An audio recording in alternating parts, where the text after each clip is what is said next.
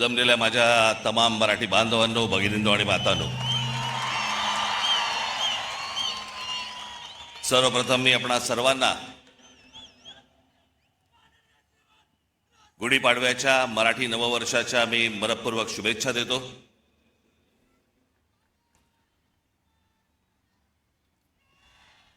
9 मार्च 2006 ला पक्ष स्थापन झाला आणि 19 मार्च 2006 ला आपली पहिली जाहीर सभा याच शिवतीर्थावरती इथे झाली।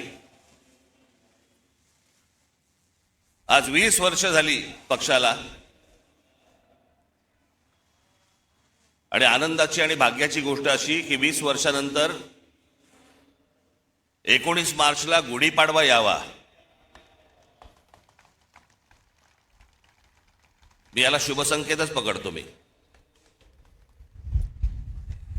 हे सगळे ते निवडणुका आल्या गेल्या, झालं, शिमगे झाले, सगळं झालं। आपण जे उभे आहोत हे लक्षात ठेवा, हे महाराष्ट्रासाठी उभे आहोत। आणि मी जे बोलतोय तुम्हाला आता, हे तुमच्या टाळ्यांसाठी बोलत नाहीये। मी जो तुम्हाला शब्द दिलाय या महाराष्ट्राचं गतवैभव प्राप्त करण्यासाठी, म्हणून आपल्याला जी सत्ता घ्यायची ती सत्ता भविष्यामध्ये आपण हातामध्ये घेणार म्हणजे घेणार, हे मी फक्त तुमच्या टाळ्यांसाठी सांगत नाही। तो माझा आत्मविश्वास आहे। पण आता काय, पुढचे 3 वर्ष काही निवडणुका नाहीत या महाराष्ट्रामध्ये, त्याच्यामुळे कंत्राटदारांकडनं पैसे खायला सगळेच मोकळे आहेत।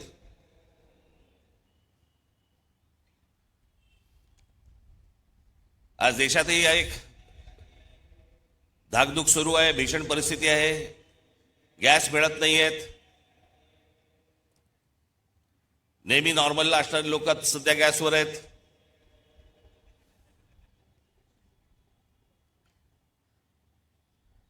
खरं तर काही गोष्टी आपल्याकडनं राहून गेल्या, आपल्या पंतप्रधानांकडनं पण राहून गेल्या।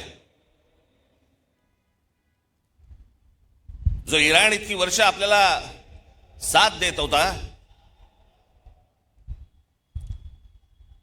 त्या इराणवरती ज्या प्रकारचे हल्ले होत आहेत आज, आपण इराणला साथ द्यायला पाहिजे होती।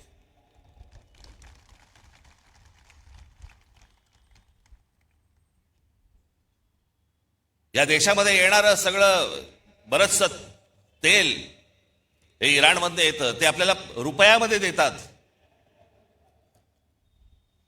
देत आले, पुढचं मला माहित नाही। पण खामेनी गेल्यानंतर देखील आपल्या देशाच्या पंतप्रधानांनी कुठचंही निषेधाचं एक स्टेटमेंटही काढलं नाही, हल्ल्यावरती कुठचं स्टेटमेंट काढलं नाही।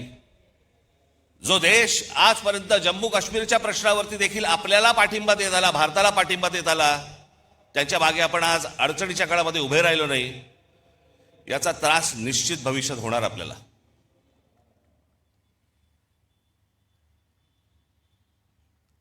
आज सगळ्या बाजूने समजतच नाही की नेमके आपण कुठे चाललो आहोत, काय चाललो आहोत।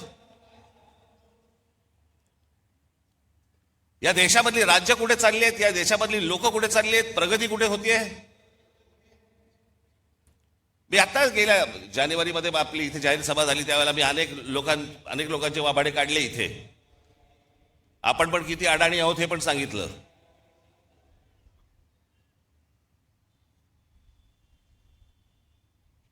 हे जे मी तुम्हाला सांगतो हे लक्षात ठेवत जाय, विसरत जाऊ नका।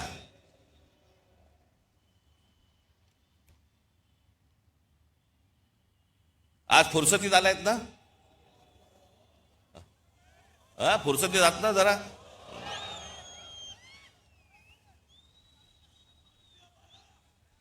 काय उद्या 12 वाजे मी एकट्याने भाषण करत बसायचं, तुला काय बसून ऐकायला।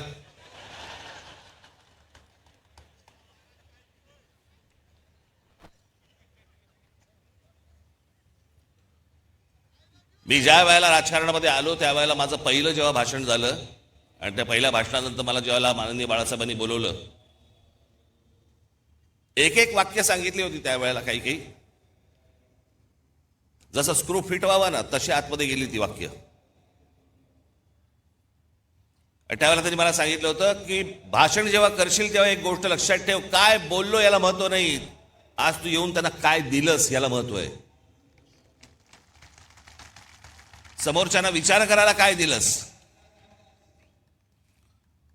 आणि मी नेहमी एक भाषण करताना माझ्यावरती एक मानसिक दडपण पण असतं की मी आज काय तुम्हाला देऊ, काय सांगू तुम्हाला, नवीन काय देऊ, ज्याच्यातनं तुम्ही विचार करायला लागाल. हे सरकार विचार करायला लागेल.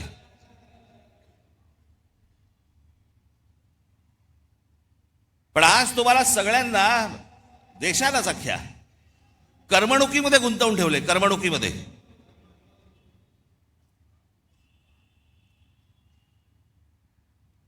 IPL चालू आहे, मग अजून कुठचे पिक्चर येत आहेत, मग ते हाऊसफुल जात आहेत, मग टेलिव्हिजनवरती. मी आज तुम्हाला सगळ्यांना एक नम्र विनंती करणार आहे, महाराष्ट्राच्या हितासाठी नम्र विनंती करणार आहे.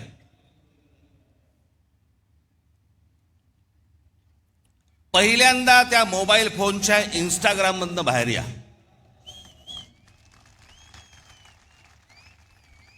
सकाळी संडास नाही, लवकर बाहेर याल.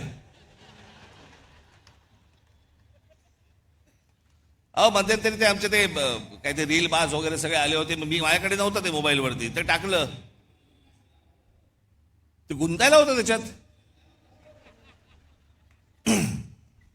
मी मागे म्हटलं होतं ना, ते डान्स बार बंद झाले ना त्याची लक्षणं आहेत ती. तिकडे ते बंद झालं, इथे मोबाईलवर सुरू झालं.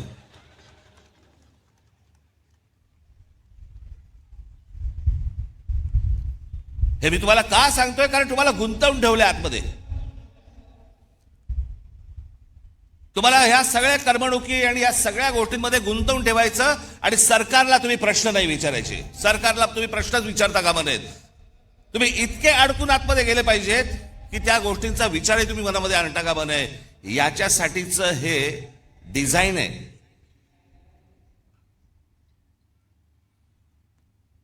हे फक्त भारतात सुरू नाही आहे, जगभर सुरू आहे की सरकारांना प्रश्नच विचारू नयेत आणि तुम्ही अडकून राहावं. IPL मध्ये अडकावं, चित्रपटामध्ये अडकावं, टेलिव्हिजनमध्ये अडकावं, मोबाईलमध्ये अडकून राहावं. मोबाईल तर आपला एक अवयवच झालाय. आणि म्हणून आजूबाजूला आपल्याला काही बघता येत नाही, पाहता येत नाही, विचार करता येत नाही. जसे पूर्वीच्या काळामध्ये लोक जसे रस्त्यावरती येत असत, आता काय नाही, मी माझा राग व्यक्त केला मोबाईलवर, आता कशाला रस्त्यावरती येऊ. हे तुम्हाला गुंतवून टाकणं आहे. आणि मग महाराष्ट्रामधले जे प्रश्न आहेत, महाराष्ट्रातले जे सत्ताधारी आहेत, यांना प्रश्नच विचारायचे नाहीत. एका बाजूला आमच्या टेलिव्हिजन चॅनलवाल्यांची वाट लावून ठेवली आहे. सारखा वरून दबाव, सारखा वरून दबाव. ही बातमी टाकायची नाही, या बातम्या करायच्या नाहीत, ही करायची नाही, सरकारला विरोध करायचा नाही, विरोध केला बातम्या बंद करू, तुमच्या जाहिराती बंद करून टाकू, नोकरीवरून काढून टाकू. त्याच्यामुळे तुमच्यापर्यंत बातम्या पोचवायच्या नाहीत खऱ्या. हे अशा एका विचित्र परिस्थितीमध्ये देश अडकलेला आहे, हे राज्य अडकलेले आहे, सगळेच अडकलेले आहोत. अर्थात अशा काही गोष्टी ज्या होतात ह्या काही कायमस्वरूपी बसत नसतात. खालून काठी नाही बसली तर वरून बसतेच.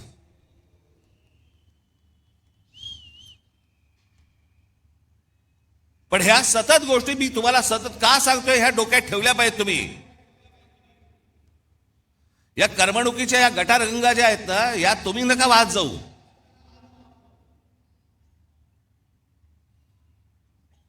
उद्या काय आपल्या आजूबाजूला निघून गेलंय ना कळणार पण नाही, थांग पत्ता पण लागणार नाही तुम्हाला,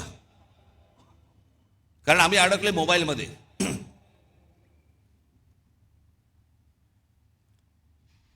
आज काय महाराष्ट्राची परिस्थिती होऊन बसली. आमचे मुख्यमंत्री सांगतायत विकास करतोय, विकास करतोय. $3 ट्रिलियन इकॉनॉमी करायची महाराष्ट्राची. 11 लाख कोटीचं कर्ज आहे महाराष्ट्रावरती. 11 लाख कोटी. पृथ्वीराज चव्हाण ज्यावेळेला मुख्यमंत्री होते त्यावेळेला 2 लाख कोटीचं कर्ज होतं. त्याच्यानंतर हे 2014 ते 2026 मध्ये हे सगळं कर्ज 11 लाख कोटीवरती गेलं.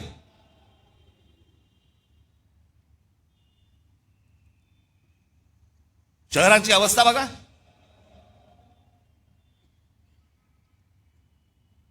पिझ्झा मागवला तर 10 मिनिटात येतो,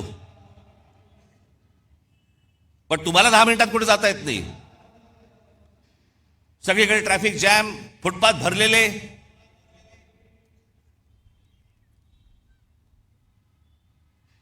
काय आयुष्य नावाची काय गोष्ट असते की नाही? एखाद्याच्या तुमच्या मनात येते की नाही की माझं काय आयुष्य आहे?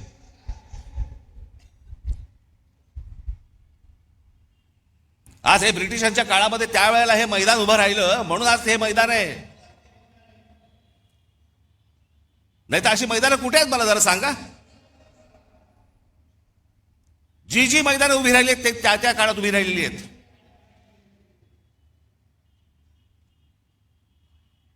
आपण काय मुलांसाठी काय करतो आहोत? लहान लहान मुलांसाठी काय बागा तरी तयार करतोय का आपण? त्या बागा बघितल्यानंतर तिकडे जावंसं तरी वाटतंय का?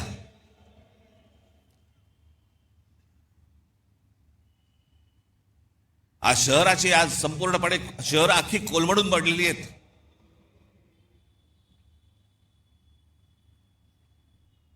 मी मध्यंतरीच मुख्यमंत्र्यांना भेटलो, उपमुख्यमंत्र्यांनाही भेटलो. या शहरांचा ट्रॅफिकचा प्रश्न, गाड्या, उद्या मी तुम्हाला सांगतो अशी जर परिस्थिती जर अजून 1-5-10 वर्ष राहिली ना, घरातनं निघाल आणि तिकडेच असाल, हलता येणार नाही तुम्हाला. सगळंच गमावून बसतोय आपण, सगळं आपल्या हातातनं गमावून बसतोय.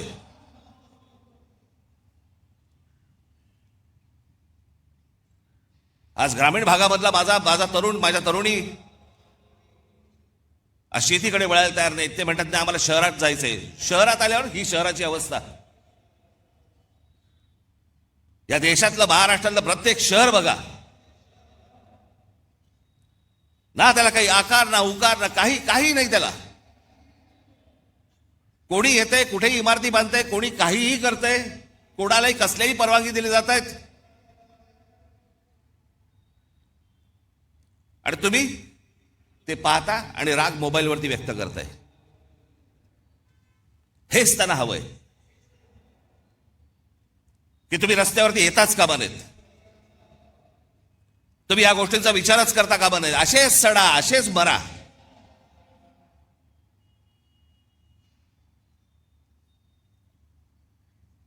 तीन वेळा आजपर्यंत कर्जमाफी झाली शेतकऱ्यांची, 3 वेळा. पण या देशामध्ये सर्वाधिक शेतकरी आत्महत्येचा आकडा महाराष्ट्रात आहे. दररोज आत्महत्या होत आहेत, रोज शेतकरी आत्महत्या करतायत. कोणाला काही पडलेलं नाहीये.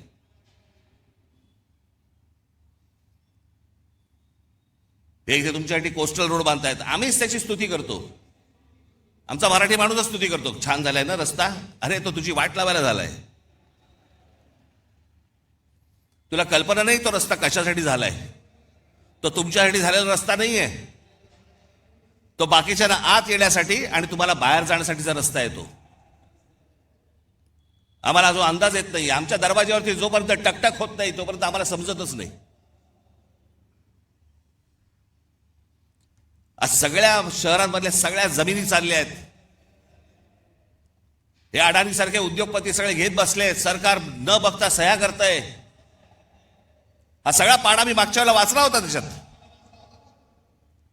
आपण महाराष्ट्र म्हणून आपलं महाराष्ट्राचं स्वतःचं अस्तित्व गमावून बसतोय, आपली महाराष्ट्राची ओळख गमावून बसतोय, आपली भाषा गमावून बसतोय. मी मागे पण सांगितलं होतं ना, एकदा ती गोष्ट हातातनं गेली की परत येणार नाही. भाषा संपली म्हणून अनेक देश संपलेले आहेत या जगामध्ये. तुम्हाला जग ज्याला म्हणतं की तुम्ही कोण आहात, मराठी माणूस आहात. मराठी माणूस आहात म्हणजे कोण आहात? मराठी भाषा बोलणारे आहात म्हणून तुम्ही मराठी माणूस आहात.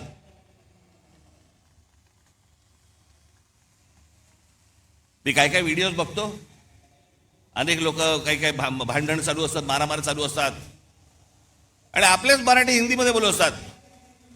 हिंदी मत बोलना, हिंदी मत. अरे मग तू काय करतोय? जा दक्षिणेकडे बघा, तामिळनाडू बघा, आंध्र प्रदेश बघा, केरला बघा, लांब कशाला गुजरात बघा. प्रत्येक राज्य आपलं अस्तित्व टिकवून आहे, प्रत्येक राज्य आपली भाषा टिकवून आहे. आमच्याकडचे आमदार खासदार काही नाही, दुसरं काही नाही, कंत्राटदार, पैसे, रोज एवढंच सुरू आहे फक्त. महाराष्ट्र विकायला काढलाय.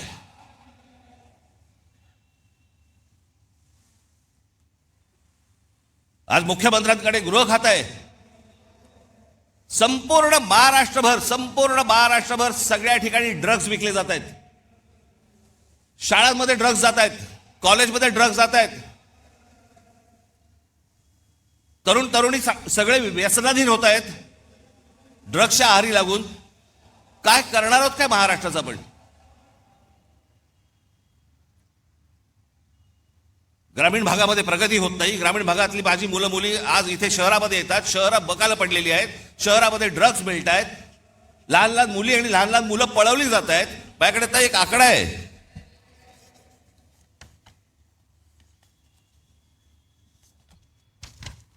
नोव्हेंबर डिसेंबर या महिन्यातल्या 36 दिवसांमध्ये, गेल्या आता नोव्हेंबर डिसेंबरच्या या 36 दिवसांमध्ये केवळ मुंबईमध्ये 82 मुलं बेपत्ता झाली. जानेवारी ते नोव्हेंबर 2025 या कालावधीत महाराष्ट्रातील नवी मुंबई शहरात तब्बल 499 मुलांच्या अपहरणाच्या घटना नोंदवण्यात आल्या. त्यातली 41 मुले अद्याप बेपत्ता आहेत. 458 पोलिसांनी, आमचे पोलीस, मुंबईचे पोलीस, महाराष्ट्राचे पोलीस हे सक्षम आहेत. म्हणून त्या आई वडिलांना त्यांची मुलं मिळाली. एनसीआरबीच्या आकडेवारीनुसार महाराष्ट्रात दरवर्षी, हे मी तुम्हाला विधानसभेतलं सांगतोय आकडे, विधानसभेमध्ये आत्ता मुख्यमंत्र्यांनी त्यांच्या भाषणामध्ये सांगितलेले आकडे सांगतोय तुम्हाला. एनसीआरबीच्या आकडेवारीनुसार महाराष्ट्रात दरवर्षी साधारण 4,500 ते 5,500 मुले बेपत्ता होतात. काय होत असेल त्यांच्या आई वडिलांना? 4,500 ते 5,500 मुलं बेपत्ता होता. हा महाराष्ट्र, असा होता महाराष्ट्र.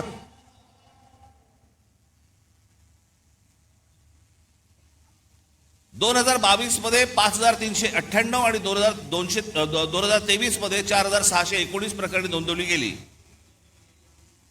या प्रकरणांमध्ये मुलींचे प्रमाण अधिक दिसते. मुंबई हे सर्वाधिक प्रभावित शहर असून येथे दरवर्षी सुमारे 2,000 पेक्षा जास्त मुले बेपत्ता होतात. मुख्यमंत्री देवेंद्र फडणवीस यांनी फेब्रुवारी महिन्यात विधानसभेत दिलेल्या आकडेवारीनुसार. हे कोणती शहर म्हणायची हो, कोणतं राज्य म्हणायचं?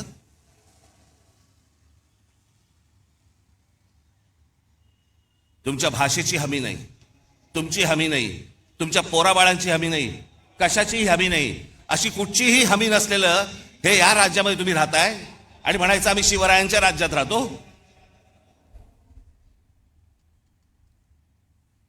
हवे होते असते, विधानसभेत जाऊन कापून काढले असते.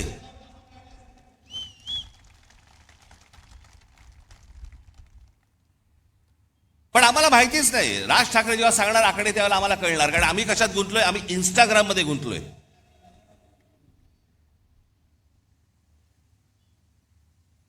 आम्हाला कशाची पडलीच नाहीये. आम्ही आमची संपूर्णपणे ओळख विसरून गेलेलो आहोत.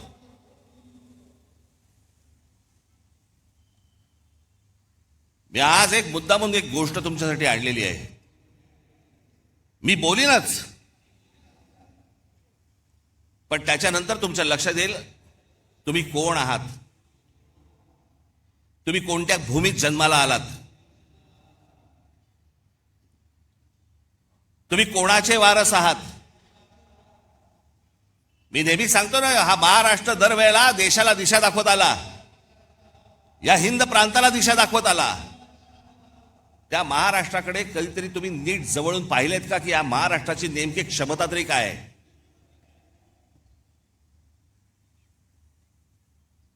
हजारो माणसं आहेत. मी थोडक्यात काही माणसं तुमच्या समोर आणलीत.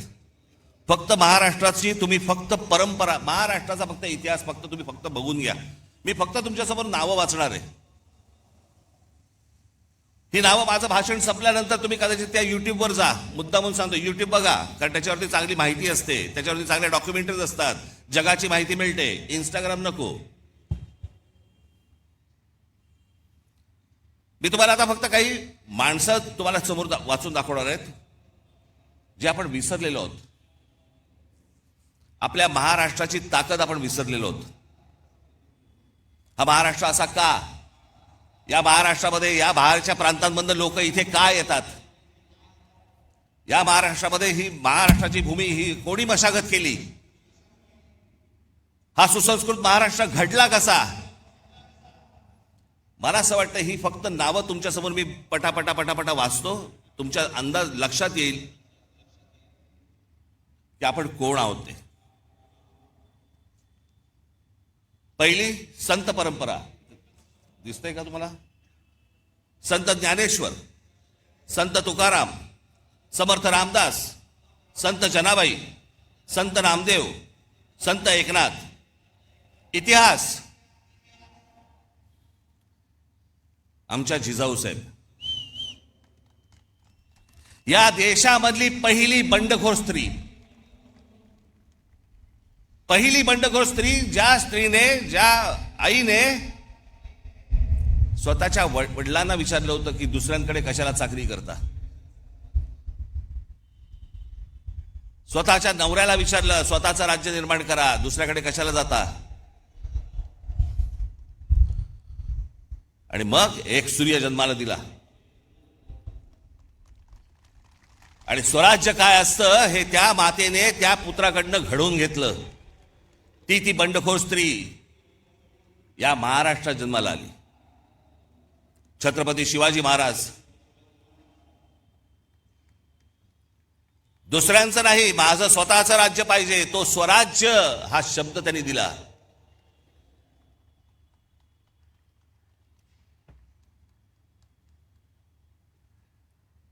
छत्रपती संभाजी महाराज. छत्रपती शिवरायांच्या मृत्यूनंतर स्वराज्य टिकवण्यासाठी आणि वाढवण्यासाठी अंतर्गत कलहाशी आणि शत्रूशी समर्थपणे आणि प्राणपणाने लढणारे धर्मवीर. महाराष्ट्र. बाळाजी विश्वनाथ पेशवे. बाळाजी विश्वनाथ पेशवे योद्धा व मराठा साम्राज्याचे पंतप्रधान होते.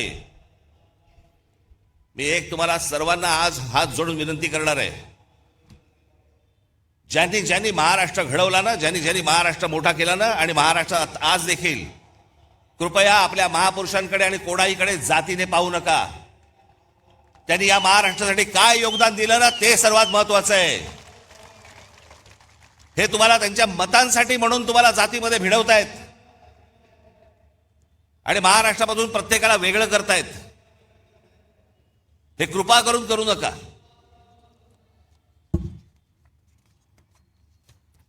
पहिले बाजीराव पेशवे छत्रपती शिवाजी महाराजांनंतर मराठी मुलखात तेवढाच आत्मविश्वास आणि स्वराज्यनिष्ठा निर्माण करणारे आणि मराठी साम्राज्याचा विस्तार करणारे. अहिल्याबाई होळकर मराठा साम्राज्य.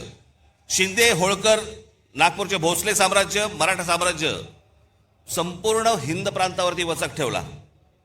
गायकवाड हे गुजरातमध्ये. या राज्याच्या जडणघडणीत गायकवाड घराण्याचा मोठा वाटा. Bank of Baroda, Baroda university आणि गुजरातमध्ये अनेक रेल्वे मार्ग त्यांनी सुरू केले. तात्या टोपे. झाशीची राणी लक्ष्मीबाई. आता ह्या 18व्या शतकातील मराठी नावं ज्यांनी मुंबईला आकार दिला. जगन्नाथ शंकर शेठ. तुम्हाला भाऊचा धक्का माहिती आहे ना? भाऊ लक्ष्मण अजिंक्य एक मराठी माणूस होता, कंत्राटदार होता, त्यांनी भाऊचा धक्का बांधला. सीताराम खंडेराव वैद्य. नाव पण माहिती नसेल तुम्हाला. सीताराम खंडेराव वैद्य म्हणजे कोण? हे जे टाटांचं ताजमहाल हॉटेल उभं आहे ना, या ताजमहाल हॉटेलचे आर्किटेक्ट.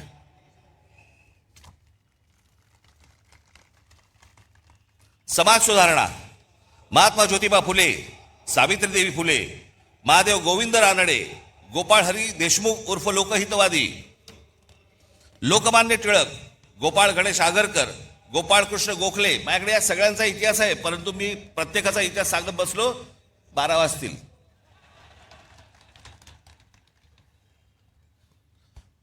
गोपाळकृष्ण गोखले, शाहू महाराज, भारतरत्न डॉक्टर बाबासाहेब आंबेडकर, क्रांतिसिंह नाना पाटील, स्वातंत्र्यवीर विनायक दामोदर सावरकर, महर्षी विठ्ठल रामजी शिंदे, संत गाडगेबाबा, भारतरत्न महर्षी धोंडो केशव म्हणजे ज्यांनी महिलांचं शिक्षण, त्यांचे हक्क, विधवांना परत पुनर्विवाह करण्यासाठी म्हणून ज्यांनी काम केलं ते हे महर्षी धोंडो केशव कर्वे.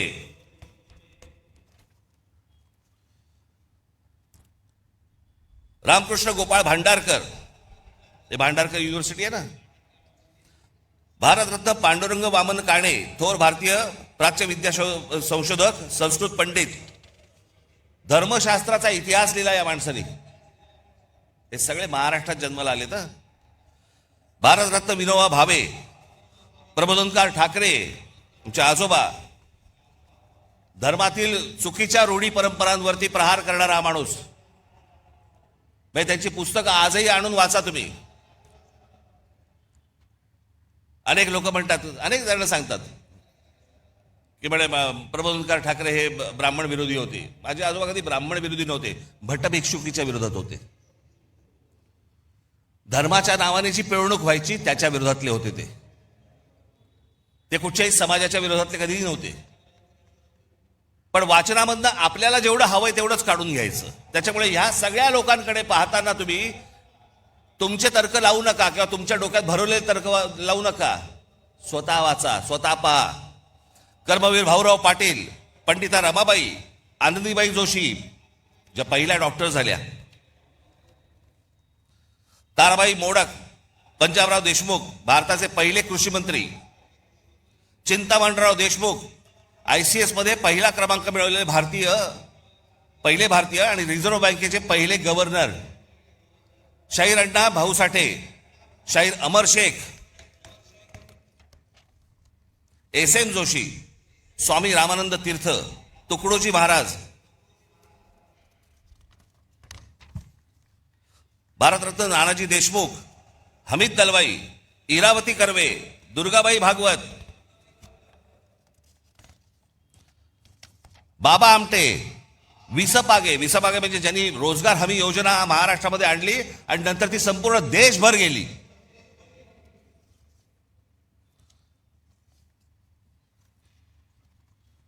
अनेक नेते होऊन गेले महाराष्ट्रामध्ये, पण एक माणूस, असा माणूस महाराष्ट्रात कशाला देशात नाही झाला, ते म्हणजे माननीय बाळासाहेब ठाकरे.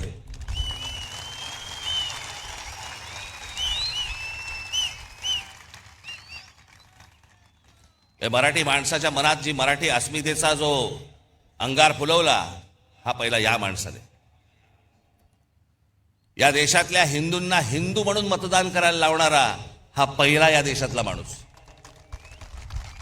आणि जागतिक दर्जाचा व्यंगचित्रकार शरद पवार. आज अनेक गोष्टी त्यांच्या नावावरती आहेत, अनेक मतभेद असतील, पण ज्या योग्य गोष्टी आहेत त्या मला असं वाटतं योग्य असल्याच पाहिजेत. आज आपण रस्त्यावरची फळं पाहतो ना, जे कधी पाहत नव्हतो पूर्वी, आता आपल्या लक्षात पण येणार नाही की हे कधी सुरू झालं. पण आपली गाडी थांबली असताना कोणीतरी येतो, एखादा माणूस स्ट्रॉबेरी घेऊन येतो किंवा काही घेऊन. फलोत्पादन याच्यामध्ये महाराष्ट्रात सर्वात मोठी क्रांती करणारा हा माणूस. जी फळं कधी पाहिली नव्हती ती सर्वसामान्यांना आज मिळायला लागली, त्याच्यामध्ये सर्वात मोठं काम करणारा माणूस. बारामतीमध्ये ज्यांनी शेतीमध्ये AI टेक्नॉलॉजी आणून शेतीमध्ये कशा प्रकारची क्रांती केली, एकदा काहीतरी जाऊन बघून पण या. सहकार चळवळ महाराष्ट्रात उभी राहिली. धनंजयराव गाडगीळ, विठ्ठलराव विखे पाटील, तात्यासाहेब कोरे,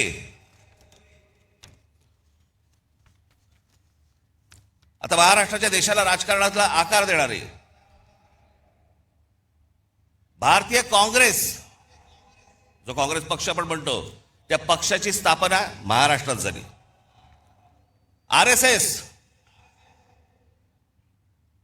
या RSSचे 6 सरसंघचालक झाले. या 6 संघचालकांमध्ये 4 मराठी झाले आजपर्यंत, आणि निर्माण करणारा देखील मराठीच. हेडगेवार, श्रीपाद अमृत डांगे ज्यांनी कम्युनिस्ट चळवळ मोठी केली महाराष्ट्र, शेतकरी कामगार पक्षाची स्थापना झाली 1946 साली, स्वातंत्र्याच्या 1 वर्ष अगोदर. कळलं का? ती केली शंकरराव मोरेने आणि केशवराव झेडे आणि नाना पाटील यांनी. तुम्हाला आश्चर्य वाटेल, कांशीराम यांचे आज तुमचा तो कुठचा पक्ष, बहुजन समाज पार्टी. पण ही बहुजन समाज पार्टी नंतर झाली. पहिली जी संघटना स्थापन केली बामसेफ, ती या महाराष्ट्रातल्या पुण्यामध्ये खडकीमध्ये त्यांनी स्थापन केलेली आहे बामसेफ. या सगळ्या गोष्टींची मुळं जर तुम्ही बघितली तर ही सगळी महाराष्ट्र आहेत.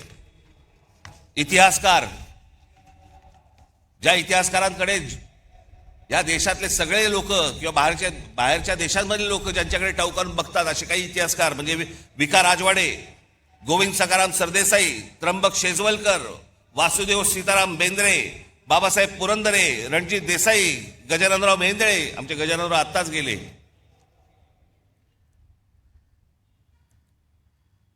अनेकदा त्यांच्या भेटी व्हायच्या गजाननरावांच्या. काही विचारलं की ते एकच गोष्ट सांगायचे, एवढं आहे, बाकी इतिहासाच्या पानात कुठेही नाही. जेवढं खरं आहे तेवढा इतिहास ते सांगायचे. ह्या सगळ्यांची जरा एकदा कधीतरी बघा. नुसत्याच मिरवणुका काढून, गुलाल उधळून, झेंडे उधळून काही होणार नाही आपलं. शिवाजी महाराजांचा जय जयकार, बाबासाहेब आंबेडकरांचा जय जयकार, आमच्या ज्योतिराव फुलेंचा जय जयकार. आपण काय झालंय, महाराष्ट्र प्रतिमांमध्ये अडकलाय. महाराष्ट्र ज्या दिवशी यांच्या प्रतिभेमध्ये अडकेल ना, त्या दिवशी परत आपल्याला गतवैभव प्राप्त होईल. नुसते आमच्याकडे प्रतिमा आहेत, प्रतिमांचं पूजन करतोय आम्ही. सायन्स, डॉक्टर वसंत गोवारीकर.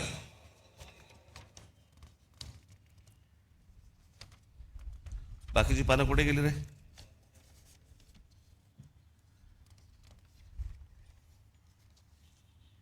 त्याची पानं नाही आहेत, बाकीची तिकडे आहेत का?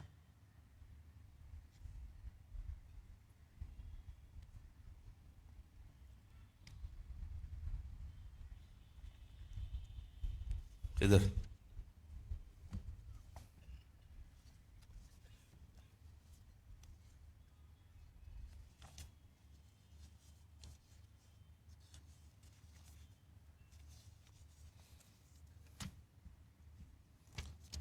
सायन्स अँड टेक्नॉलॉजी, वसंत गोवारीकर, जयंत नारळीकर, रघुनाथ माशेलकर, विजय भटकर.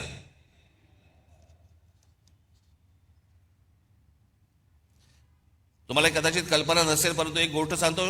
शिवकर बापूजी तळपदे नावाचे जे गृहस्थ झाले, त्यांनी राईट्स बंधू म्हणजे ज्यांनी विमान उडवली ना, त्याच्याही 8 वर्ष आधी 1895 मध्ये मुंबईच्या गिरगाव चौपाटीवरती मरुत्सका नावाचे मानवविरहित विमान यशस्वीरित्या उडवले. हे घडवणारे महाराष्ट्रात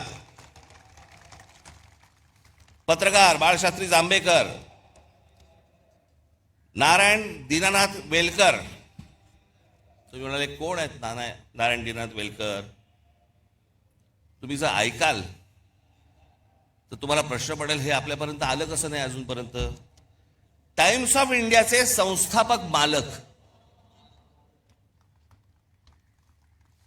1840 मध्ये मुंबईचे पहिले भारतीय महापालिका आयुक्त ते जेई ब्रेनन या ब्रिटिश व्यक्तीसोबत 1838 साली त्यांनी बॉम्बे स्टँडर्ड हे वृत्तपत्र सुरू केले, जी कंपनी 1860 पर्यंत त्यांनी चालवली. आणि पुढे रॉबर्ट नाईट या ब्रिटिश व्यक्तीने ते विकत घेतलं आणि त्याचं नाव टाइम्स ऑफ इंडिया असं ठेवलं. सुरू करणारा मराठी माणूस कृष्णाजी प्रभाकर उर्फ काकासाहेब खाडीलकर. आचार्य आत्रे, नावाजलेले अभ्यासक माधवराव गाडगीळ, पर्यावरणावरचा अभ्यास, माधवराव चितळे, पाणी या विषयावरचा अभ्यास. म्हणजे जगभरामध्ये या लोकांना काय किंमत आहे ना, आपल्याला अंदाज पण नाही याचा, फक्त आमच्याकडेच किंमत नाही. पांडुरंग सदाशिव खानखोजे, चित्रपट, दादासाहेब फाळके. एखादे दे रे मला येत ठेवायला यायला.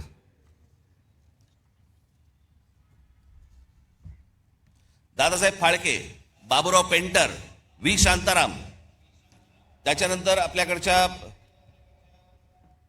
चित्रपट क्षेत्रातील काही मीनाक्षी शिरोडकर, शोभना समर्थ, माधुरी दीक्षित, सुलोचना. अजून एक नाव तुम्हाला सांगणार आहे ज्याच्यामध्ये तुम्हाला प्रश्न पडेल की अरे अजूनपर्यंत आम्हाला कसं माहित नाही. हिंदी चित्रपट सृष्टीमधले जवळपास 6300 गाणी, मी सांगितल्यावर तुम्हाला कळेल, 6300 गाणी ज्या जोडीने दिली त्या जोडीचं नाव आहे लक्ष्मीकांत प्यारेलाल. त्या लक्ष्मीकांत प्यारेलाल मधले लक्ष्मीकांत हे कुडाळकर होते आणि आपल्या कुडाळमधले होते राहणारे. हे आजपर्यंत आम्हाला कोणी सांगितलं नव्हतं. मला माहिती होतं अर्थात,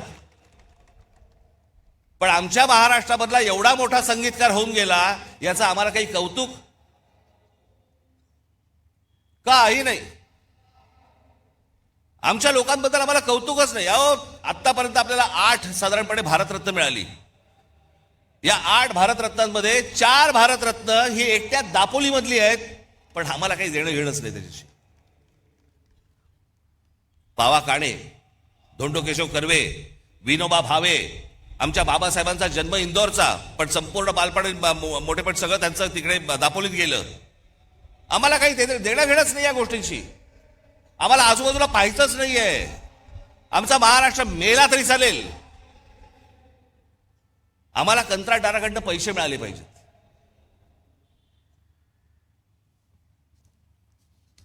सी रामचंद्र, या महाराष्ट्राचा सगळ्यात मोठा सुपरस्टार दादा कोंडके, ज्यांनी छाप पाडली, या देशावरती छाप पाडली. निळू फुले, नाना पाटेकर, अमोल पालेकर, अशोक सराफ, आशुतोष गोवारीकर, गायक भारतरत्न पंडित भीमसेन जोशी, लता मंगेशकर, आशा भोसले, कुमार गंधर्व, किशोरी अमोणकर, जितेंद्र अभिषेक, चित्रकार दीनानाथ दलाल, वासुदेव गायतोंडे, माधव सातवळेकर.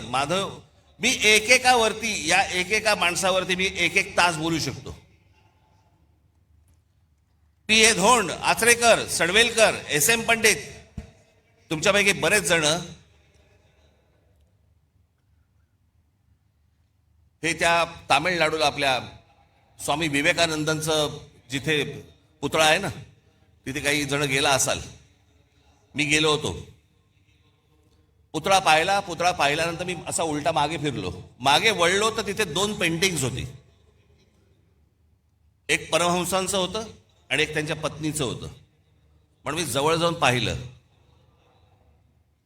तर ते एस एम पंडितांचं पेंटिंग होतं. दोन्ही पेंटिंग एस एम पंडितांची होती. या इथे बाजूच्या गल्लीत राहायची. इथे आम्हाला काही देणं घेणं नाही.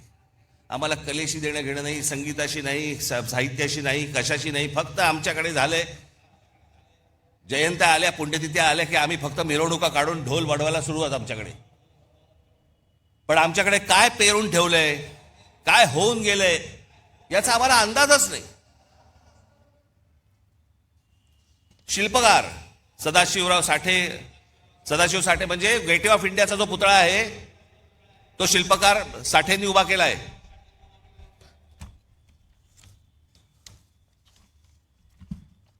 त्याच्यानंतर राम सुतार म्हणजे कोण? ज्यांनी एक मोठा पुतळा बांधला. तो पुतळा चीनमध्ये गेला आणि चीनमध्ये जाऊन त्याचा एक भव्य मोठा पुतळा बांधला गेला. तो सरदार वल्लभभाई पटेलांचा, जो आता गुजरातमध्ये आहे, तो आमच्या राम सुतारांनी उभा केला. आम्हाला काही देणं घेणं नाही. उद्योग शंतनुराव किर्लोस्कर, आबासाहेब गरवारे, रघुनाथराव चितळे, बीजी शिर्के म्हणजे या इमारतींना ज्या विटा वापरल्या जातात ना, सिपोरेक्षा, ते बनवणारे बीजी शिर्के, दाजी काका गाडगीळ, काल निर्णयचे जयंतराव साळगावकर, केसरी पाटील, राजा पाटील, ज्यांनी मराठी माणसाला जग दाखवलं. एच एस केळकर, आम्हाला माहित नाही, फक्त आम्हाला कॉलेज माहिती आहे ठाण्याचं. एस एच केळकर हे परफ्युमरीज म्हणजे अत्तराच्या व्यवसायातले जुने माणसं. या केळकरांकडचा जो अर्क आहे ना, तो परदेशातले बरेचशा मोठे जी काही तुम्ही आता परफ्यूम जे वापरता ना, त्याचा जो अर्क आहे हा एस एच केळकरांकडनं जातो महाराष्ट्रातनं. राजीव सामंत, सुलावाईन्स, कॅमलिनचे दांडेकर, जे लहानपणापासून आपण जे बघत आलो ना, कंपास पेटी आणि सगळ्या गोष्टी, ह्या संपूर्ण देशभर व्यवसाय उभा करणारे महाराष्ट्राचे दांडेकर, आनंद देशपांडे, रवी पंडित, बाबा कल्याणी, वासुदेव कोल्हटकर, केशव विष्णू पेंढारकर, नाटकामध्ये विष्णुदास भावे, राम गणेश गडकरी, बाल गंधर्व, केशवराव भोसले, विजय तेंडुलकर, महेश एलकुंचवार, विजया मेहता, वसंत कानेटकर, श्रीराम लागू, मोहन आगाशे, जब्बार पटेल, सतीश आळेकर, साहित्य कवी केशव सूत, कुसुमाग्रज, पु ल देशपांडे, गदी माडगुळकर, विंदा करंदीकर, शांता शेळके, नारायण सुर्वे, चिंतामण त्र्यंबक खानोलकर, बाबूराव बागुल, सुरेश भट, बंडखोर नामदेव ढसाळ. क्रीडा दिबा देवधर, मी अगदीच थोडक्यात आणली आहे ही यादी. दिबा देवधर, बापू नाडकर्णी, विजय मांजरेकर, विजय हजारे, सुनील गावस्कर, अजित वाडेकर, दिलीप वेंगसरकर, सचिन तेंडुलकर, प्रवीण ठिपसे, ग्रँड मास्टर बुद्धिबळ, भाग्यश्री ठिपसे, ग्रँड मास्टर बुद्धिबळ, अभिजित कुंटे, ग्रँड मास्टर बुद्धिबळ, खाशाबा जाधव, नावाजलेले अभ्यासक हे झाले मगाशी. एवढं भरभरून आपल्याला महाराष्ट्राला दिलंय, आपल्याला काही याची किंमत, आपण ह्याच्यासाठी काही करतोय, ह्यांच्यासाठी नाही, आपण काही वेगळा विचार करतोय का? महाराष्ट्र कुठे होता? महाराष्ट्र अख्खा देश टवकारून बघायचा महाराष्ट्रामध्ये काय चाललंय, महाराष्ट्रात नवा विचार कोणता येतोय, महाराष्ट्रात आम्हाला काय देणार आहे. या नवीन विचाराला सतत बघणारा हा देश आज महाराष्ट्र त्यांना काय देतोय. आमच्या क्रिकेट टीम मध्ये देखील आज महाराष्ट्राचे मुंबईचे कोण नाही हो. कोण मराठी आहेत मला जर दाखवा. एक काळ असा होता की 11-12 प्लेयर मध्ये जवळपास 8 ते 9 हे मुंबईचे लोक असायचे, महाराष्ट्राचे लोक असायचे. कुठे कमी पडतोय आम्ही? आम्ही विचारच करत नाही आहोत. आम्हाला महाराष्ट्र कसा घडवायचा आहे याचा आमचा विचारच संपलेला आहे. आमच्यावरती सरकार येत आहेत आणि लादतायत, वाटेल त्या गोष्टी रोज येत आहेत, नवीन कायदे करतायत, नवीन नियम करतायत. आम्हाला लक्ष द्यायला वेळ नाही. आम्ही गुंतलोय करमणुकीमध्ये. तुम्हा आम्हाला महाराष्ट्रातल्या या जनतेला सगळ्यांना मिळून तरुण आणि तरुणींना, नवीन येणाऱ्या लोकांना, मुलांना हा भविष्यातला महाराष्ट्र घडवायचा आहे. हा तुम्ही आम्हीच घडवायचा आहे. सरकारवरती अवलंबून राहून होणार नाही. आणि म्हणून मी आज एक नवीन योजना तुमच्या समोर आज आणतोय. 2006 साली याच व्यासपीठावरती इथे उभं राहून मी म्हटलं होतं की मी महाराष्ट्राचा विकास आराखडा आणीन, महाराष्ट्राची मी ब्ल्यूप्रिंट आणीन. मग एका पत्रकार परिषदेत मला एका पत्रकाराने विचारलं ती तुमची ब्ल्यू फिल्म कधी येणार आहे. तर मी म्हटलं की मी ती आणली असतं बरं झालं असतं, त्यांनी किमान पाहिली तरी असती. पण त्या 2006 साली मी जेव्हा म्हटलं होतं मी महाराष्ट्राची ब्ल्यूप्रिंट आणीन, महाराष्ट्राचा विकास आराखडा आणीन, 2014ला आणला. 2006 ते 2014 महाराष्ट्रात जिथे जिथे मी गेलो, जिथे जिथे पत्रकार परिषदा झाल्या, सर्वजण कुत्सितपणे मला विचारायचे काय ते ब्ल्यूप्रिंटचं काय झालं, कुठपर्यंत आलं, ते विकास आराखड्याचं काय झालं, कुठपर्यंत आलं. प्रत्येक पत्रकार परिषदेमध्ये असताना, चालू असताना किंवा नंतर हे प्रश्न असायचेच. जेव्हा आणली 2014, आज 2026, या क्षणापर्यंत मला कुठच्या पत्रकाराने प्रश्न विचारलेला नाही त्या ब्ल्यूप्रिंटमध्ये आहे काय, कारण वाचलीच नाही. त्यांना वाचण्यात इंटरेस्ट नव्हता, हिणवण्यात होता. असो, पण तो काळ लोटला गेला. आज जवळपास त्याही गोष्टीला आज 12 वर्ष होऊन गेली. अनेक तज्ञांना त्यावेळेला बरोबर घेतलं होतं, अनेक गोष्टी त्यामध्ये केल्या होत्या. गेल्या 10-12 वर्षामध्ये अनेक महाराष्ट्रही बदलला, खूप गोष्टी बदलल्या, विचारात महाराष्ट्र बदलला. आणि म्हणून मला असं वाटलं की काय करावं, कारण मी अनेकदा वाचत असतो वर्तमानपत्रांमध्ये काही लेख येतात, वर्तमानपत्रांमध्ये अनेक चांगल्या सूचना येतात, अनेक काही नवीन गोष्टी निर्माण करण्यासाठी ज्या गोष्टी येतात, आणि मग विचार केला की या सगळ्या गोष्टींसाठी एक कुठेतरी आपल्याला एक प्लॅटफॉर्म उभा करायला लागेल. या महाराष्ट्रामधली लोक, महाराष्ट्राच्या बाहेरची कोणी, की महाराष्ट्रामध्ये नेमकं काय व्हायला पाहिजे, महाराष्ट्रामध्ये नेमकं काय घडलं पाहिजे, महाराष्ट्रात ते नेमकं घडलं ते कसं घडलं पाहिजे,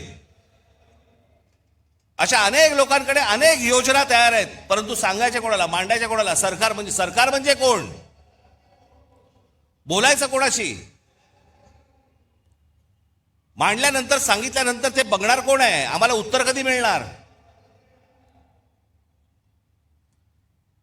आणि म्हणून या सगळ्या गोष्टींचा विचार करून मी एक नवीन वेबसाईट आत्ता महाराष्ट्राला मी आत्ता अर्पण करतोय,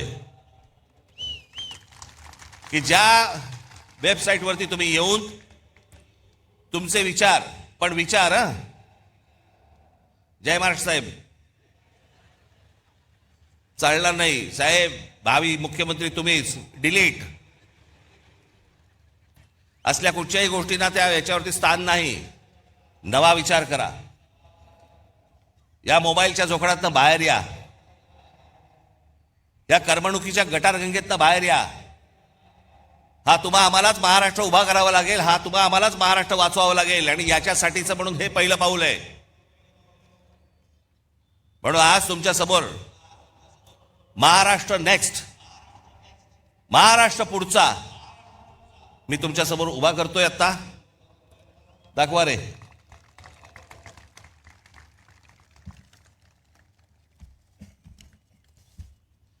याच्यामध्ये हे सुरू झाल्यावरती तुम्हाला ऑप्शन्स आहेत, मराठी आणि इंग्रजी. त्याच्यामध्ये तुम्ही मराठीमध्ये गेलात की त्याच्या बाजूला एक ऑडिओ फिल्म आहे, ही वेबसाईट कशी वापरायची. त्याच्यामध्ये आपल्या कल्पना नोंदवण्यासाठी म्हणून मी काही खाली विषय दिलेले आहेत, 27 विषय आहेत. ते 27 विषय फक्त मी तुम्हाला वाचून दाखवतो, ज्याच्यामध्ये ज्या ज्या आपल्या स्वतःच्या कल्पना असतील, ज्या काही नवीन आपल्याला निर्माण करायचं असेल, ते तुम्ही मांडू शकता. आपण म्हणजे आम्ही तुमच्यामधले आणि सरकारमधले फक्त वाहक असू, आणि सरकारकडनं ही गोष्ट कशी करून घ्यायची जर ती योग्य असेल, कारण हे पहिलं जाणार हे तज्ज्ञांकडे, त्या तज्ज्ञांच्या कमिटीकडनं ज्यावेळेला ते मंजूर होणार त्याच्यानंतर हे सरकारकडे जाणार. त्याच्यामुळे ही 27 तुम्हाला इथे गोष्टी दिलेल्या आहेत. त्याच्यामध्ये शेती, रस्ते आणि पायाभूत सुविधा विकास, आरोग्य सेवा व सार्वजनिक आरोग्य व्यवस्था, जमीन, पायाभूत सुविधा, औद्योगिक वसाहती, व्यवसाय सुलभता, प्रादेशिक औद्योगिक संतुलन व सर्वसमावेशक, शालेय उच्च व तंत्र शिक्षण सुधारणा, आदिवासी विकास, सर्वसमावेशक आणि सशक्त महिला व बाल, रोजगार व रोजगार निर्मिती, आपत्ती व्यवस्थापन आणि आपत्तीपूर्व तयारी, क्षेत्रनिहाय औद्योगिक धोरण, गुंतवणूक प्रोत्साहन व थेट विदेशी गुंतवणूक, स्टार्टअप्स आणि भविष्यवेधी उद्योग, ग्रामीण अर्थव्यवस्था आणि ग्रामीण उद्योग विकास, शहरांचा शाश्वत विकास, क्रीडा व युवा विकास, मराठी भाषा संस्कृती ज्ञान परंपरेचा विकास, पारंपरिक आणि अपारंपरिक ऊर्जा, हवामान बदल, पर्यावरण आणि प्रदूषण, सूक्ष्म लघु व मध्यम उद्योग आणि विकास, औद्योगिक कायदे सुधारणा, शाश्वत हरित व पर्यावरणपूरक औद्योगिक विकास, सिंचन, जलव्यवस्थापन व जलसुरक्षा, समृद्ध, स्वावलंबी आणि शाश्वत ग्रामविकास, पर्यटन विकास, कायदा आणि सुव्यवस्था. याच्यामध्ये तुम्ही आतमध्ये गेल्यानंतर आपली कल्पना इथे पुढे नोंदवायची तुम्हाला येईल. त्या प्रत्येक गोष्टीमध्ये 27 गोष्टीमध्ये त्याच्या उपशाखा आहेत. समजा तुम्ही रोजगार आणि रोजगार व रोजगार निर्मिती हा जर विषय घेतला तर त्याच्यामध्ये रोजगार विमुख, कौशल्य प्रशिक्षण, उद्योजकता वगैरे वगैरे असे बरेच विषय त्याच्यामध्ये आहेत. ते झाल्यानंतर पुढे जेव्हा तुम्ही जाल त्याच्यानंतर तुम्ही तुमची कल्पना त्याच्यावरती नोंदवायची, आणि त्याच्या खाली गरज असल्यास तुम्हाला काही फाईल अपडेट करायची असेल, फोटो टाकायचा असेल त्याच्याबरोबर तुमच्या म्हणण्याला, तोही तुम्ही टाकू शकता. त्याच्यानंतर तुम्ही पुढे गेलात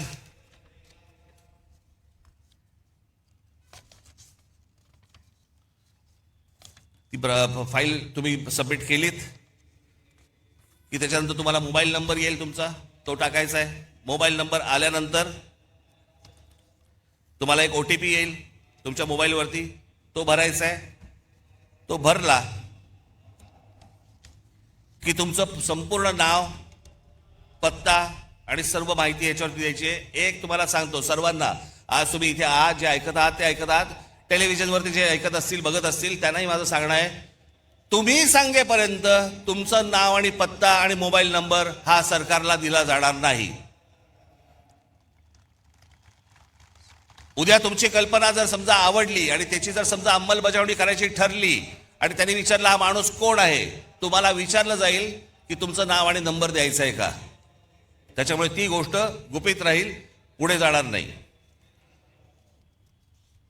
त्याच्यानंतर ढकला. आज महाराष्ट्रामध्ये सगळ्याच गोष्टींची कमतरता आहे. कोणाला काही कळत नाही. जो येतोय, कोणतरी येतो, नवा काहीतरी सांगतो, त्याच्याबरोबर कंत्राटदाराला कामं दिली जातात. आपलं ऑइल बाहेरून येतं, आपला गॅस बाहेरून येतो, आपल्याकडे अनेक गोष्टी बाहेरून येतात.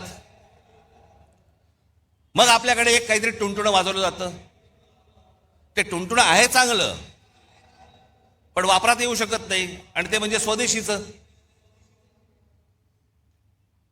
काय करायचं त्या स्वदेशीचं मला जरा सांगा. हा देश ज्याच्यावरती चालतो ते ऑइल पण तुमचं बाहेरून येत आहे, तर काय करायचं. मग यासाठी म्हणून ही शहरं उभी करताना, जसं आज दुबई आहे, अबुधाबी आहे, अनेक देश आहेत की ज्यांनी बाहेरचे मेंदू आणले. आज संपूर्ण दुबई जी उभी आहे हे कोण करते? अरब करतायत, अमेरिकन लोक आहेत, ब्रिटिश लोक आहेत, फ्रेंच लोक आहेत, अनेक लोक आहेत. जगभरातल्या लोकांचे मेंदू आणले आणि त्यांनी त्यांचं एक देश, शहर उभं केलं. आमची शहरं का नाही उभी करतायत? आमच्या शहरांना उभं करण्यासाठी, आमच्याकडे चांगलं व्यवस्थापन होण्यासाठी, आमच्या भविष्यातल्या पिढ्यांना चांगलं आयुष्य जगण्यासाठी म्हणून आम्ही का नाही बाहेरून मेंदू आणत आहोत? कसली लाज वाटते. बाहेर जाऊन नुसते पैसे आणण्यापेक्षा बाहेर जाऊन जर मेंदू आणले तर ह्या महाराष्ट्राला उपयोगाचे आहेत. नुसते पैसे काय करायचे पैशांचं? ते पैसे टक्केवारीत संपणार, त्याने काहीही हाताला मिळणार नाही. आणि म्हणून मला असं वाटतं की आज सरकारकडनं आपण नुसते फक्त आशेने फक्त बघत राहायचं, हे काही मला आवडणारी गोष्ट नाही, मला ती आवडतही नाही आणि तुम्हालाही ती आवडता कामा नये. आणि म्हणून तुम्ही सगळेजण महाराष्ट्राचा विचार करायला लागा. तुमच्या ज्या कल्पना असतील, ज्या गोष्टी असतील, त्या या आता वेबसाईटवरती मांडा. या महाराष्ट्राला आकार देण्याचा एक उत्तम कार्य हे आपल्या हातून घडो, जेणेकरून या महाराष्ट्रासाठी ज्यांनी खस्ता खाल्लेल्या आहेत त्यांनाही वरती आनंद मिळेल की माझी सर्व लोक महाराष्ट्राची, हे महाराष्ट्र वाचवतायत, जगवतायत. याच्यासाठी सगळेजण तुम्ही कामाला लागावं अशी एक आशा अपेक्षा बाळगतो आणि आज आपण सर्वांची मी रजा घेतो. धन्यवाद. जय हिंद, जय महाराष्ट्र.